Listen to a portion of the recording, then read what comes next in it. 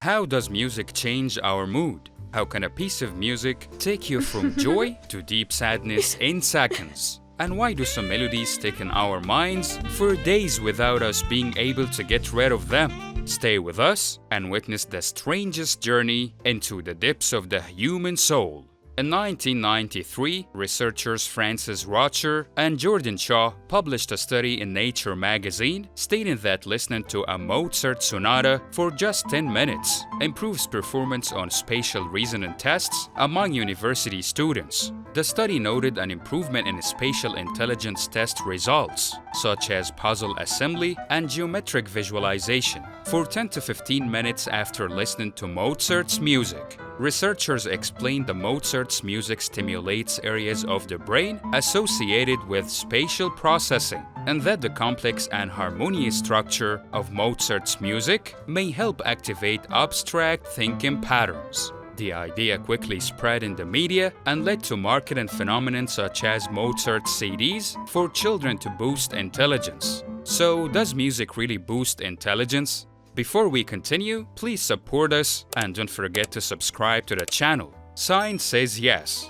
What a wonderful news! Now I can be Einstein. All I have to do is listen to some music and then dazzle the world with my theories. But wait, it's not that easy, or we would all have Einstein's intelligence. Science says that listening to music stimulates creative abilities and creative thinking, but only to a limited extent. What annoying news. I just saw myself receiving the Nobel Prize. And what else does science say? It says that music is not just harmonious sounds, but a force that affects our minds, bodies, and emotions in profound and scientifically proven ways, from improving mood to enhancing cognitive performance. Studies show that music has a variety of physiological and psychological effects. Magnetic resonance imaging research has shown that listening to music activates multiple areas of the brain, including the auditory cortex, which is responsible for processing sound, and the amygdala, which controls emotions. Most importantly, it activates the nucleus accumbens, which is part of the brain's reward system that secretes dopamine. Do you know what dopamine is? It is the hormone responsible for our feelings of happiness and joy. When we listen to music we love, the brain secretes dopamine, which explains why we feel happy or relaxed when listening to certain songs. A study conducted at the University of Missouri proved that listening to happy music for just 15 minutes improves mood, and that listening to cheerful music increases the secretion of immunoglobulin IgA, which strengthens the immune system. But if music makes us happy and joyful, why do some melodies make us cry?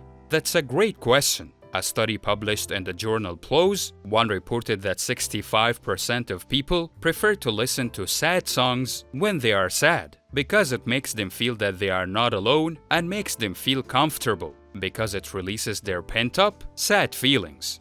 Does that mean we should only listen to sad music? Of course not, my friend.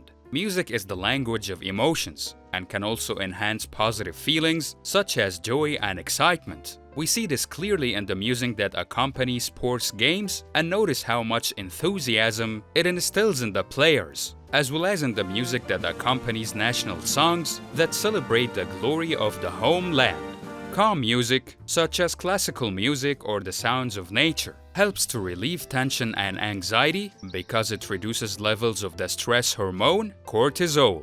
In 2017, Stanford University conducted a study on the effect of music on the psychological state of humans and found that classical music can help reduce symptoms of depression, in addition to anxiety, by up to 35%. Music even has an effect on the body. The same study found that the slow melodies help relax blood vessels, which helps reduce pressure. It also found that fast music increases endurance and reduces feelings of fatigue. So, do all types of music have the same effect on the mind and body? Science says no. There is music without words, such as piano or classical music, which can improve concentration while studying, while loud music or music with lyrics can distract attention. How does music treat diseases? That's another great question, and this is one of the most important benefits of music. Music has been used to rehabilitate stroke patients and improve their movement and speech. And music therapy has been used for children with autism to enhance their communication with those around them. Music have been used to relieve chronic pain by stimulating the release of endorphins and natural painkillers. It has also been found that Alzheimer's patients remember the lyrics of all songs more easily than normal speech. In this wonderful book, This Is Your Brain on Music, scientist and psychiatrist Daniel Levitin says that music can sometimes help in ways that medicine and drugs cannot. But sometimes a melody sticks in our minds and keeps repeating itself. Why does this happen?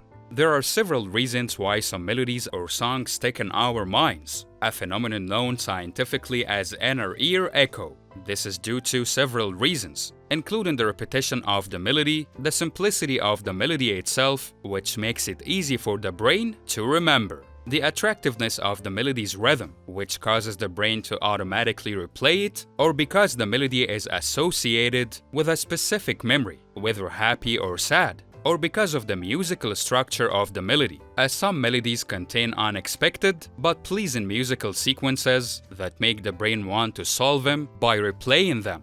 Does that mean that music has only benefits and no harms? Music, like everything else, has benefits and harms. Loud music, for example, distracts attention and impairs sound thinking, and music and songs with negative lyrics have a bad effect on the listener's psyche. Music is a powerful tool that affects the soul, body, and the mind. So if you want to increase your productivity, improve your mood, or even reduce your stress, choosing the right music can be a simple and effective solution. Choose what lifts your spirits and doesn't waste your time. What types of music do you prefer? I look forward to your responses in the comments below. Finally, if you like this episode, don't forget to like and subscribe, as we need your support to bring you more and more content.